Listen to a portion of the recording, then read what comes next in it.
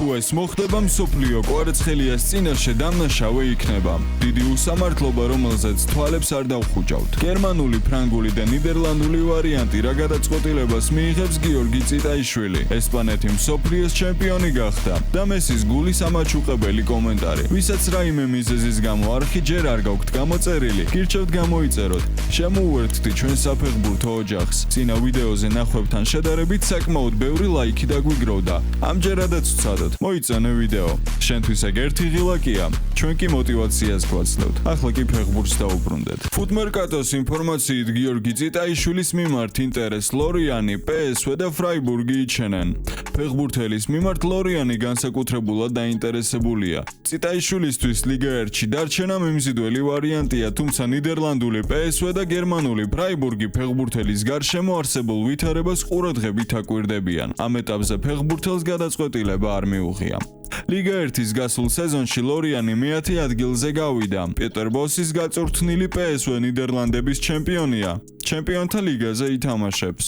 იულიან შუსტერის გაწვრთნილმა ფრაიბურგმა, რომელიც გასულ სეზონში ევროპა ლიგის ფინალში ასტონ ვილასთან დამარცხდა, ბუნდესლიგაში მე-7 ადგილი დაიკავა. მაისში მეცთან დაახლოებულმა გამოცემამ ლეფეუ საკრემ გვაუწყა, რომ წიტაიშვილის მიმართ ვილიარეალი ინტერესი ჩენდა. თუმცა ამ ინტერესს გაგრძელება არ მოყოლია. ჩემი პირადი აზრით გაჟღერებული ვარიანტებიდან PSV არის ყველაზე ლოგიკური და ყველაზე კარგი ვარიანტი. რატომ ფიქრობ ასე? ამ გუნდს აქვს საშუალება, რომ ქონდეს დომინაცია ნიდერლანდების ჩემპიონატში, რაც იმას ნიშნავს, რომ ჩემპიონთა ლიგაზე ითამაშებს ხშირად. ხოლო ჩემპიონთა ლიგაზე თამაში წიტაიშვილისთვის ნიშნავს იმას, რომ მსოფლიო არენაზე შეძლებს თავისი შესაძლებლობები აჩვენოს ხალხს. რა თქმა უნდა, ეგ იმ შემთხვევაში, თუ კლუბში თავს კარგად წარმოაჩენს და ძირითად შემადგენლობაში დაიმსახურებს ადგილს. დაწერეთ კომენტარებში თქვენი აზრით, რომელი კლუბი უნდა აირჩიოს გიორგი წიტაიშვილმა. კრისტიანო რონალდუს ახლო მეგობარმა და ცნობილმა ბრიტანელმა ტელეწამყვანმა პირს მორგანმა ხვიჩე კვარაცხელი აახსენა. ჟურნალისტმა ინგლისის ნაკრებისა და ასტონ ვილას შემტევის მორგან როჯერსის ჩელსიში პოტენციურ ტრანსფერს გამოეხმაურა და ლონდონური კლუბის ხელმძღვანელები გააკრიტიკა. პირს მორგანმა სოციალურ ქსელში დაწერა, რომ იმ ფასად, რასაც ჩელსი მორგან როჯერსში გადაიხდის, შეეძლოთ ვინისიუს ჟუნიორის ან ხვიჩე კვარაცხელიას შეძენა. სასაცილო ფასია, ასე დიდ თანხად ვინისიუს ჟუნიორს ან კვარაცხელიას ველოდებოდი.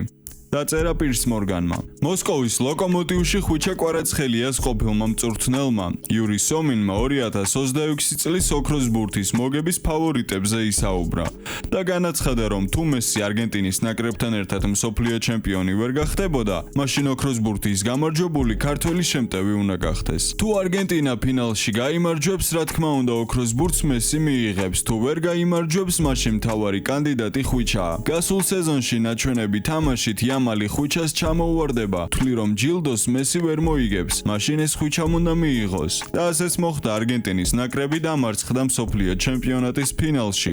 შესაბამისად მესი შეგვიძლია გამოურიცხოთ. რაც შეეხება იამალს, ნამდვილად ვერ ბრწყინავდა, არც ბარსელონაში ქონა გამორჩეული სეზონი, არც ესპანეთის ნაკრებში მით უმეტეს.